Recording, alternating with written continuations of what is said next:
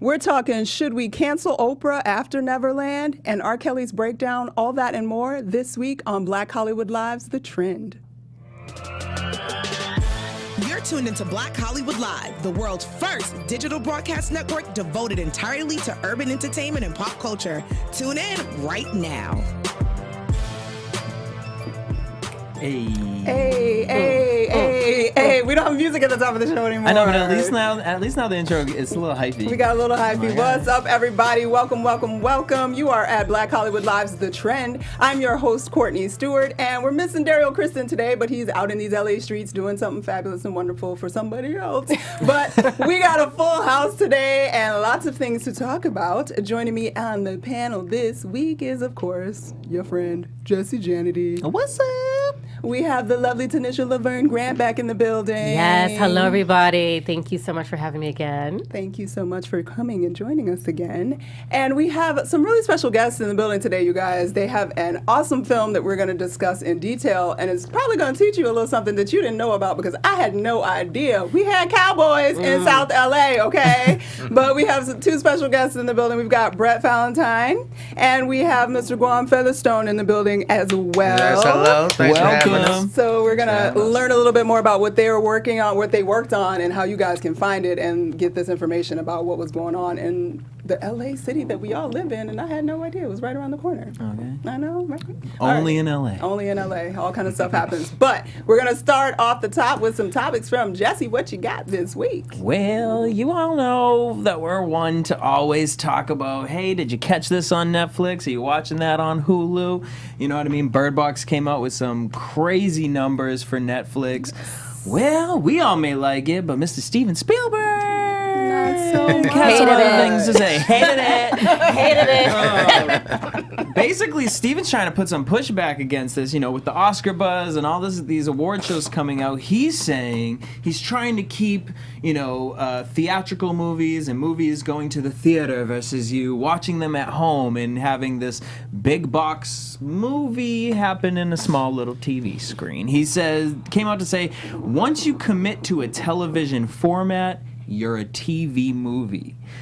Now, to me, Steven, it sounds like you're stuck in Jurassic Park land, and it's time to welcome you to 2019. And maybe that's why those Jurassic Parks in between the first one and the last one were mediocre. So it's time to just kind of wake up. Ready Player One didn't do as well as, you know, we would like for Steven Spielberg to typically do. And he was kind of saying this in comparison to Netflix Mudbound, which did so well. Let's see, that's what we're not going to do. We're not going to talk about Mary J. Blige. We're not going to talk bad about Mudbound. That's not happening. You know, he's saying great movie, and it deserves an Emmy.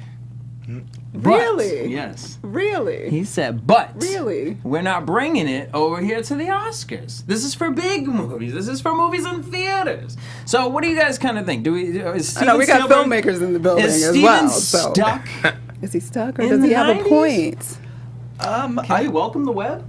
Yeah, I actually, you know, Steven Spielberg is actually one of my, you know, one of the directors that I've looked up to the most in my development. And he started out in television. He started, you know, kind of, that's where he got his start. And that's really where he started getting his style, his camera styles and his techniques. And so for me, I think television has changed so much, and the content that's on TV and streaming companies like Netflix and Amazon, they've really upped the value and the quality, and these are, for me, they're movies on television. You know, you look at something like Game of Thrones, and it's like one of the biggest, longest running movies that you can watch right now on TV.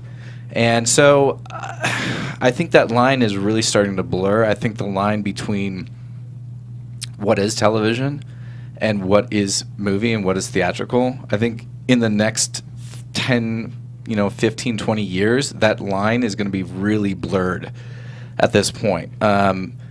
Because I think companies like Amazon, Netflix, Universal is going to start their own, Warner Brothers, Disney. So it's hard to say what television is going to look like in the next 20 years. And so what with the awards, I mean, the difference between an Emmy and an Oscar, I think as television blurs, I think those award lines blur, perhaps. The bottom line is online is the future and the future is now. The patina is wide open for everybody to have an opportunity. And while some people may have over the years thought they were about equal opportunity, well, we live in a day and age where we're really testing whether or not you believe that philosophy. Because for Steven Spielberg to, sit back, who has done movies, Alice Walker's The Color Purple, he started out with that and employed, Oprah Winfrey and Whoopi Goldberg and all this wonderful black talent. Well, black talent is beginning to emerge at light speed because of the online platforms. So it's just like either you're on board or you're not, Steven. So it's just like you have to come to the 21st century. That's just where we are with it. To just play devil's advocate, though, I do see what he was talking about, where he's talking about the consistency of getting people off their couches, out of their homes, and into a movie theater. And changing of the guard. It's a changing of the guard. But there could be a difference there. I mean, but so I think because you can do that, would you say that it makes it more Oscar worthy? Because you're getting people to get up out of their seat? I think perhaps, I'm not sure. I mean, the way that I saw because I watched that interview where he talks about that. And he might be talking about, he might just be suggesting we're talking about apples and oranges here. Right. We're talking about just the mediums by which people are watching these things. And should they be exclusive? Should they be different? Or should they just all kind of be the same? Maybe that's where he's going with it. Would you guys be game for another category at the Oscars for streaming films? I think maybe for right now because it's new and to move it into it. But I mean, honestly, there's some. Now, don't get twisted. Netflix, y'all are picking up a few too many movies because I'm like, we could have put this budget elsewhere. Because when you watch a movie like Bird Box that had me, so drawn into it, or Mudbound, like you watch it and you're like, I might as well go into the movie theater, to watch it. I felt like he's talking about like how you brought up Game of Thrones, and it's like that's a television series, but a movie is a movie. I didn't watch Blackbird and say, wow, this is a great TV, a Hallmark movie. You know what I mean? Like cinematically, it was amazing, like for what they did, and I'm like, brah. Yeah, I mean, I think if it's creative brilliance, it's creative brilliance, and it deserves to be nominated for an Oscar, point blank, period. Yeah. Whether you saw it in the movie theater or you saw it on your television screen, like I understand this idea of like getting people to go to the movies, but the reality is, the people that are going to movies and seeing movies, most of those movies aren't nominated for Oscars anyway. Exactly. That point. I don't really buy into that. I don't know. I just feel like it's trying to down a movement that's actually really good for our creative space. And these extra opportunities are giving new voices, and new creativity is blossoming, and they're doing some beautiful work. That doesn't mean everything needs to be nominated for the Oscars, but I do think there's space for both to be in that same space. The floodgates are wide open. Yeah, but to that point, the floodgates are wide open. I mean, where does it stop then? What about YouTube? Why does it have to stop? Yeah, exactly. Why does it have to stop? Yeah, because honestly, YouTube has, I forget what the movie's called, and it was right when YouTube was starting to come out with the thing, but and it was about the end of the world, and they were picking and choosing the kids or whatever. And I was like, for a YouTube? I was like, okay, all right, come on, YouTube. I think it's just going to be harder. I subscribe to it. Yeah, it's just going to be harder for the judges now. It'll be a lot so much more content. There's more content. That's true. But I'm glad I'm not on the panel. But if the Oscars are supposed to sort of be this inclusive, but this recognition of some of the highest film art that we put out, then we should be open to all of these spaces that are bringing that art to the table. The Oscars can stay what it is, and somebody can implement a new award show that will be inclusive to the online platforms. We'll need no more award shows. Yes, we do. Yes, we do. Yes, we do. Because Spike Lee still did not get Best Picture and Best Director. So, yeah, we still could use another award show. Jeff Friday, where are you at ABFF Honors? Because, we still need to make that happen. Well, one day. Well, I don't know if you know about one day, but the other day, it was kind of, I mean, we've really had a whole bunch of, it's like the month of February to March has been a box of Russell Stover candy with Yes. if you love messiness. So Michael Jackson, HBO released this documentary, a 2-part series called After Neverland. And on the final part 2, Oprah did a sit-down with victims of sexual abuse, and also the 2 victims from the documentary, Wade Robson and James Safechuck, and then also the director Dan Reed. Funny note before we get started on this conversation, but I could not stop laughing because Oprah has been calling this documentary Leaving Neverland, and with the big sign behind her that said After Neverland, and every time she refers to it as Leaving Neverland, you see the director just cringe like... But who's gonna check Oprah and be like, oh, girl, you're saying the wrong name? So, but Oprah isn't in hot water for that. She's in hot water because a lot of people did not appreciate the fact that Oprah is coming out here, and it seemed like because she was doing the interview with the alleged victims that she was kind of picking a side. Well, she did pick a side. You know. And say, and we need to... Twitter dragged Oprah. We need to let Michael go. They're talking about canceling Oprah, and even though she don't got a show to really cancel, but, you know...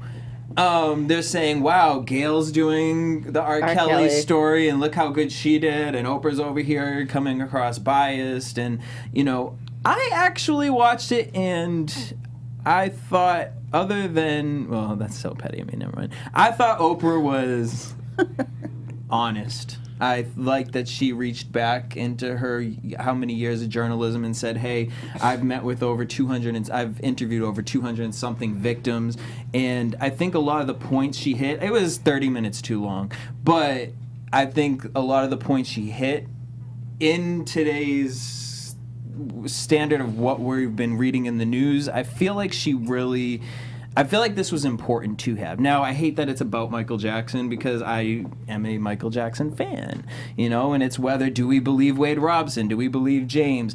I mean, to be honest with you, that James man, I mean, just his face alone sold me the story. Did everyone did you guys get a chance to see the documentary? Yes. What were your thoughts on it? Well, my thoughts on it... what were your thoughts prior and then when you saw it? Okay, well, prior to it, I grew up in the 70s. Like you said, you're a 70s baby. I'm a 70s baby. I was born in the 70s, so let's just speak. Well, okay. I was born in 1970. So I like to claim all of those years, you know. So, and I was a big Michael Jackson fan, tried to do everything he did, dance like him. And so, but I remember all the allegations that came out about the child abuse and child molestation. And I remember watching it as a child, and I was like, oh, that's terrible if he did that. And then I remember Oprah interviewing him as well, and he came on, and he vehemently denied everything that was said, and he could never do it. And I remember thinking to myself as a child, well, I still won't go to Neverland, you know, so because it already came out there. So once things are said, perceptions are, people believe what they hear, whether it's true or not true. So now, coming up to date, seeing these same people come back as adults, and they're saying now, okay, well, we lied as children, you know, we were forced to do it, or however they did, and then listening to them, it's a hard pill to swallow, because it's like, why would a grown man put himself through all of this humiliation? And, you know, so you start thinking about that. And I really don't know what to believe, because Michael isn't here, and there was so much time has elapsed. But what I do see the problem is that he's dead, first of all, and he's not here to defend the words that are being said against him, and his legacy is out there. And then you have all kind of other people that have passed away, and they have shady past as well. And no one is trying to destroy their legacy. So it's like, okay, what is the point behind this? Is it money motivated? Because justice can't be served. They should have did that while he was living, and they were living. And why didn't you come out with this same type of, you know, energy that you have now while he was living, to say, look, I'm an adult now, I want to say I lied, I did this? They had ample time to do that. So that's why I have mixed emotions about it. I just think that right now, the message is being put out to the world, and everyone is going to have their own perception. They're going to. So he's not here to defend himself. So of course, like you say, I saw his face, and I can believe it because I saw his face. So, but you weren't there. You don't know what happened. You don't know why he waited 30 years to bring it out, or so it's a lot of speculation, and I just think it's a sad thing. Yeah. Mm-hmm. Well, as a documentary filmmakers here, obviously you guys have a documentary. What did you think about the idea that the director, what's his name? I just forgot it. Dan Reed. Dan Reed. A lot of discussion was about not sharing at least some of the other side of what had happened, and that it was very one-sided. It was just those two guys' stories. Obviously not really supported by a whole lot of physical evidence and that kind of thing. So do you feel like he had any kind of obligation or should have presented a little more of the other side, or was he said he was just there to tell their stories and that's it? Yeah, he said basically that we already know what the Jacksons are going to say. We've seen movies and heard stories of it. So this was... I mean, for me, that really does come down to the decision of the filmmaker and what kind of movie they are trying to make. I ran into this same sort of thing when I was doing Fire on the Hill, where we were talking about the Hill, we were talking about the Hill Stables, and we were talking about how much of an impact that it was making in the community down in South Central LA. But the place was ragged. It was a mess. It had grandfathered in permitting, and it was so old that the permitting didn't need to be kept up through the years. And so there was a decision that I was posed with, which is, do we discuss that? Do we bring that up in the film, or do we not?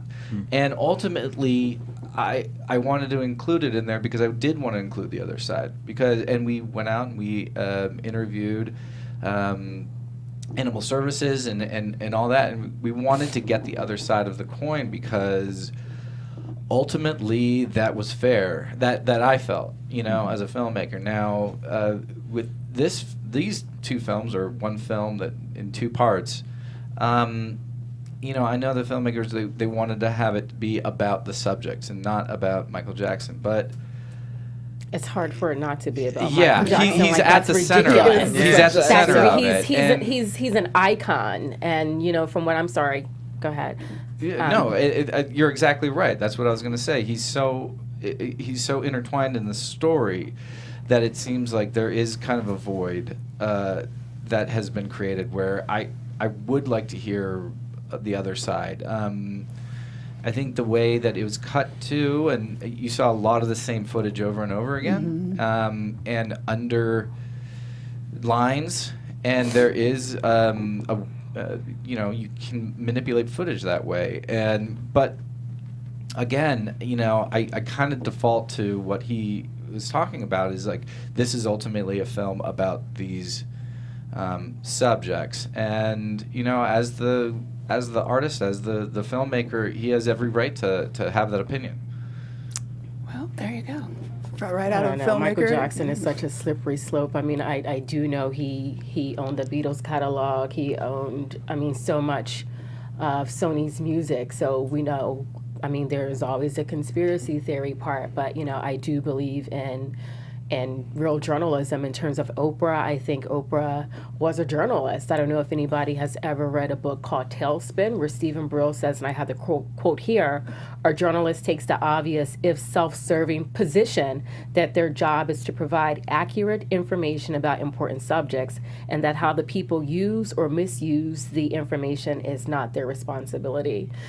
So I really don't think Oprah should be getting dragged. It's like we live in such a culture where the minute somebody that you love or admire or respect disagrees with your philosophy, you want to have a cancel somebody hashtag. Cancel yourself. Cancel your philosophies and some of the bullshit you get behind. Like, give me a break already. Next week, Oprah will do something fantastic, and it'll be Team Oprah again. Like, get your life together. It's funny because it's because of Michael Jackson, right? But if Oprah did this and there was no huge celebrity attached, and it was to talk about sexual abuse, she wouldn't be getting dragged for this. Because I felt like she did a careful job. She did a careful job, but the timing of it is what I think is the real dragging, because Oprah has such roots in Chicago, and the R. Kelly thing was happening and has been happening for so long, and it never happened with, a lot of the criticism has been that it never happened with black girls.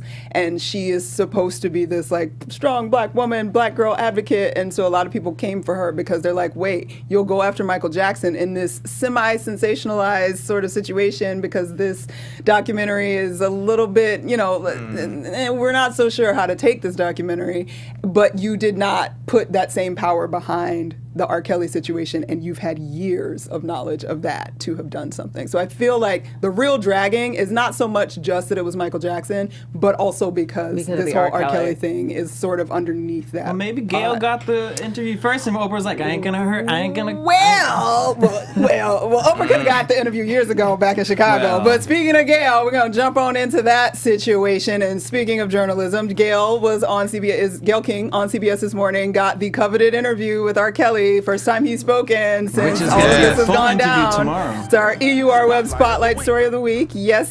So I don't know if you guys got to see any of the interview or see the crazy clips online, because Instagram had the whole interview online before it even aired. Mm-hmm. But he was very, very animated and very, very upset. He was throwing out lots of quotes that people are remembering, like he's fighting for his effing life, and that they're trying to assassinate him, and that is all lies, and he has never slept with a girl that is underage ever. Yeah, I think he was revealing a little too much about what he's probably doing at home. He's like, nobody's chained up in my basement. It's like, boo, nobody brought that up. We didn't bring that up. But either way, he spoke.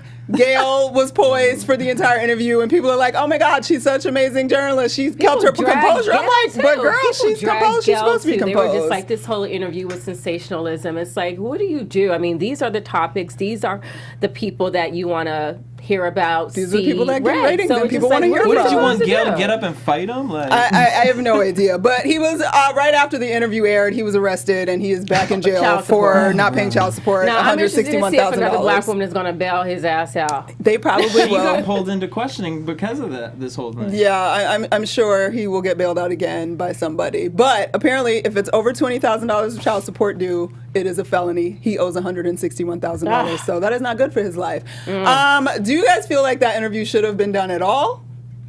I feel he should have stayed home. Whoever told him to go there, he needs to slap him. My goodness, that was the worst thing he could have ever did. The worst thing he could have ever did. And then to release then the girls did it, and then now you just hear, because Gayle went on, and I'm excited. I am going to watch it. They're going to release the tomorrow morning. The interview with his two girlfriends will also air.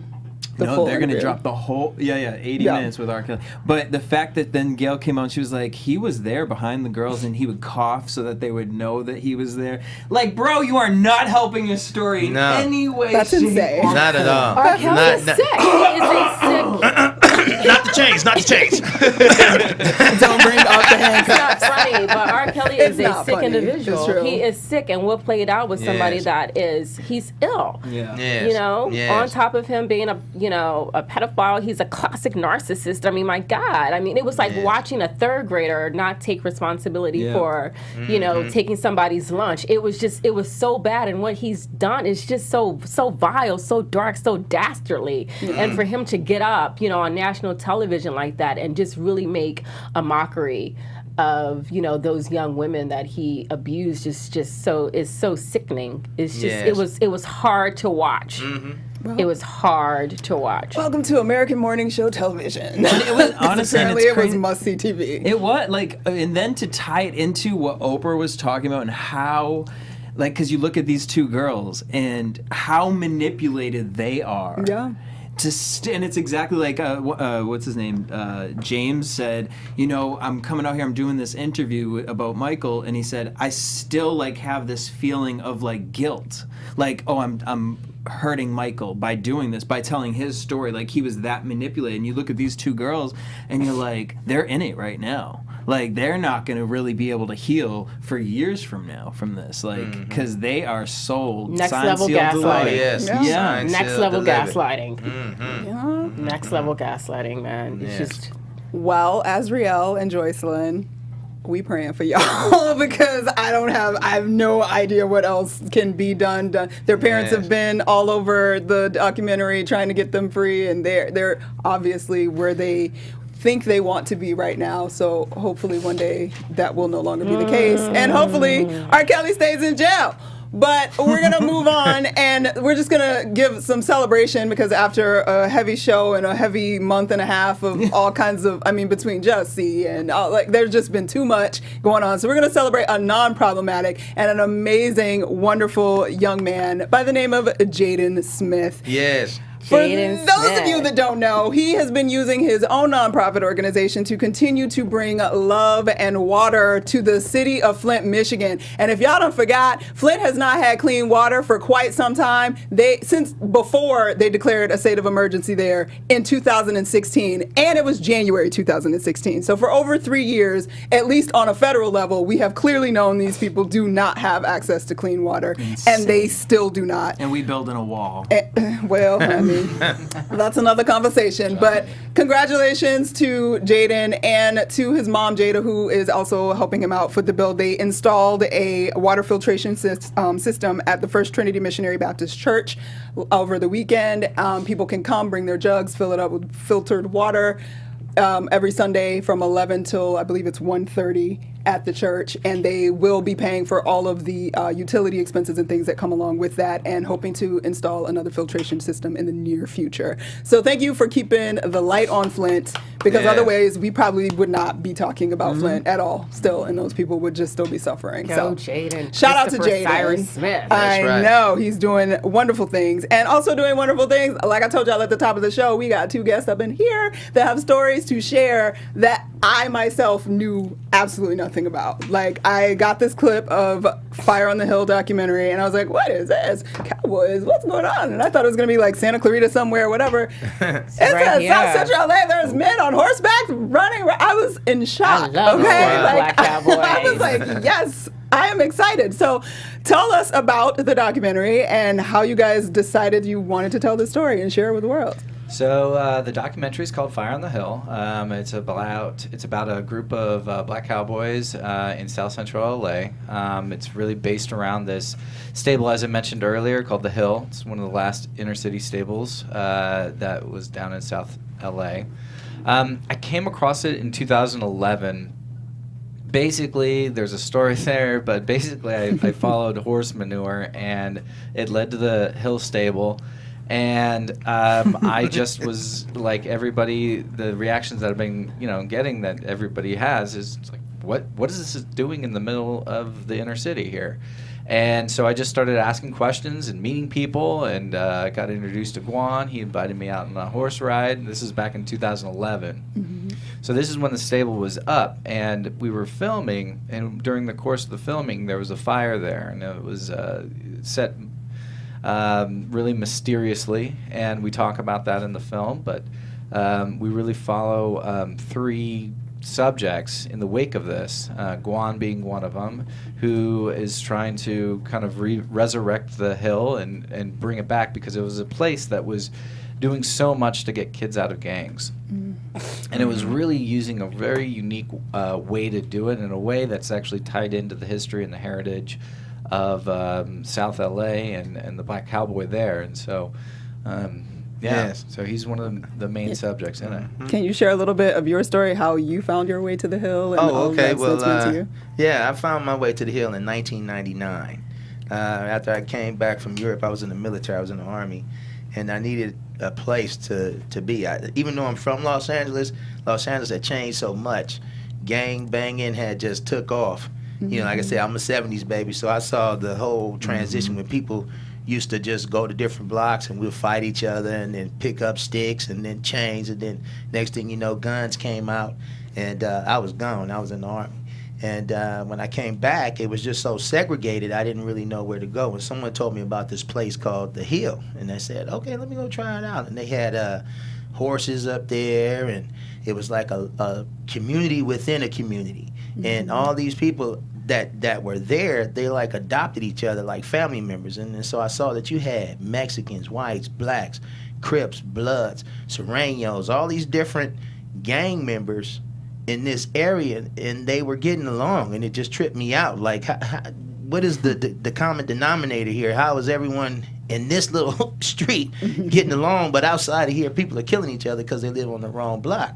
And I purchased a horse for my child. I bought a pony first thing, and then I bought me a horse, and another horse, and another horse. Next thing you know, my whole lifestyle was just up there at that place. It became like an everyday place. Everyone just was adopted family members, and we just got along until the fire came. And then once the fire came and we got closed down, everyone dispersed. So now you have cowboys all over the city. You know, now they're in Riverside and Hesperia, and some horses are in Compton. And so now we're trying to rebuild and get a central hub again, because we noticed that a lot of the children that used to frequent the place, now they went back to the streets.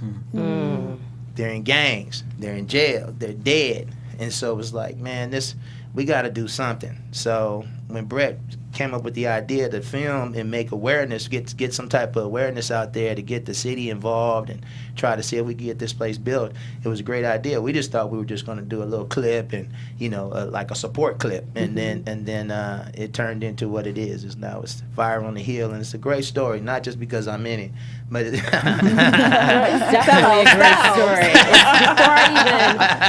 When I got the email about Black Cowboys, the first thing I thought about was a film I saw when I was a little girl, directed by Gordon Parks, called Thomasine and Bushrod. They were a couple, but they were robbing things. But, you know, they were Black people on horses, you know, and I just remember being so fascinated. And then fast forward to like 1992 or 1993, Melvin Van Peebles did Posse, you know, so I thought like, wow, this is really great. And then when I cued it, I'm like, oh my God, this is a really fantastic narrative and such a wonderful way to get like Black youth involved in, you know, horses and just, you know, the way life used to be, sometimes just to get away from, you know, the sharp edges of inner city living. So just awesome. And I just really hope you guys are able to get something. It's growing. It really has a ground swell following now, and we're getting bigger and bigger. Every festival that we go to, we just went out at Big Sky. We won an award out there. We premiered back in LA Film Festival. So we won Best Documentary in the Muse category out there. So it's really starting to get a lot of following. We're taking this out on the road. We're going to be in festivals go throughout the year with it. And so, you know, we're hoping to pick it up on for distribution. We're hoping to get it out there on Netflix. Maybe we'll get an Academy Award. Maybe not. I'll vote. Or Amazon or one of the streamers, or hopefully in theaters too. You know, this is something that I think it's a story that is important. It's not only just important for us in this community. It's really a story that's important for I think the country and the world to see, because it's a lot about perceptions and what we perceive. I grew up in Northern California, and I had, you know, just perceptions of South LA. I grew up, you know, when I was 13 years old. That was when the LA riots happened, you know, and I just knew South Central was a place that I didn't want to go and I never wanted to be in. When I went there and I found the Hill, it's just, these guys defied everything that I was told, and they continued to do that. And so that changed my perception when I went down there. And not only that, but also the rodeo community. This film does a lot to talk about the rodeo community. We have Chris Bird, who's out there, who's a bull rider. He's coming from a legacy of bull riders that are from South LA. The first African American to ever win the world in bull riding came from Watts, California. Nobody knows this. Nobody knows this. Came right out of the Hill. Was up there trained at the Hill. Right there. Charlie Sampson in 1982. That's amazing. So it's not only about perception in South LA, but it's also about perception in other communities, like the rodeo communities. And so we took two places that seemingly have nothing to do with each other, and this film kind of mixes the two. And I think that's one of the important takeaways, I think, that the film gives to audiences is it's about perceptions and breaking down those perceptions. And that's kind of I think it's an important thing at this day and age when we have so many different metaphoric and physical walls going up, physical walls, and so Yes. And can I add one thing? Sure. When we went out to Montana, it was amazing. We went to some schools out there, to some high schools, and then we had interviews with the kids, and the kids, they watched the film, and then after the film, we had like a Q&A session, right? And then Brett started it off, and he said, just to break the ice, what is your perception about South LA, people in South LA? The room got quiet. Then we were like, no, go on, talk, it's okay, say something. And then next thing you hear, gangs, drugs, violence, robbery, deception. I mean, anything that they could say bad, that was their perception of South LA. And then everyone on the panel started to talk, and the other cowboys were there, and they started talking and expressing themselves. And then at the end of the expression, someone from the high school said, well, what is your impression of Montana before you came? What was it? And then I was like, well, I just really didn't want to be dragged behind somebody's truck or hanging from a tree. And then the faces dropped. Like, wow. And they were like, well, what is your perception now? I'm like, well, I'm blown away because the people were so friendly. I can move there. You see what I'm saying? But before I went there, I was like, man, we better not be walking down after the movie. We're going straight, get the Uber, going straight to the... We don't want to get caught up. Yeah, but it was total opposite. We were hanging out. The people embraced us. We embraced them. And so it's an important film. And it's doing things that we really didn't intend it to do, but it's doing it. Amazing. So how can people find out more information about the film, screenings that may be coming up or anything like that? Yeah, so we have a Facebook page. You can go visit us on Facebook. It's Fire on the Hill Film on Facebook. We have Instagram, Fire on the Hill. Our website is fireonthehill.la, where we're going to be posting where we'll be with festivals. We have one coming up in Northern California, up in Sonoma.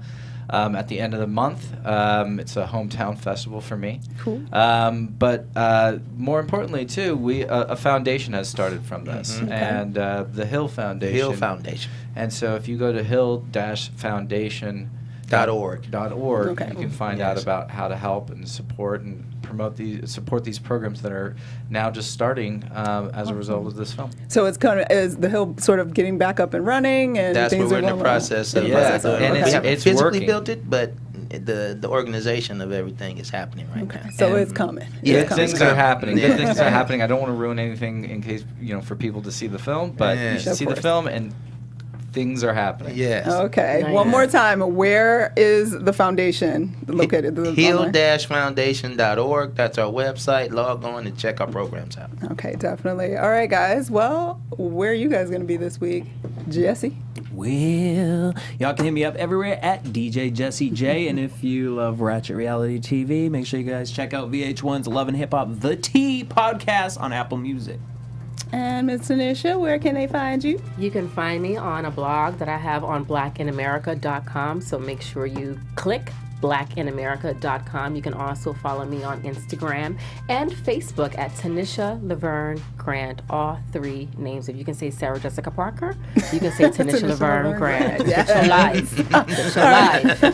You guys, make sure you follow us at BHL Online over all social media, and make sure you follow me at Stuart Starlet. I'll be around doing something somewhere. Thank you so much for joining us. Make sure you guys go look up Fire on the Hill. It's amazing. I'm so excited about it, and support the organization to get them back up and running, because I mean, if we can't do that, like we need to do our own Jaden up in LA. That's have right. a moment. You know what I'm saying? So check out the foundation, and you guys check us out again, because we'll be back here next week. Bye. Thank you, guys. All right. Thank you. On behalf of our BHL staff, we would like to thank you for tuning in to Black Hollywood Live, the world's first digital broadcast network devoted entirely to urban entertainment and pop culture. Check out our Black Hollywood Live YouTube page for even more great programming and amazing content, and be sure to subscribe and like our channel when you do. I'm your BHL host, Nakia Monet, and you can find me on all social media at Kiki Boom Boom or at Black Hollywood Live. Black Hollywood Live, Hollywood redefined.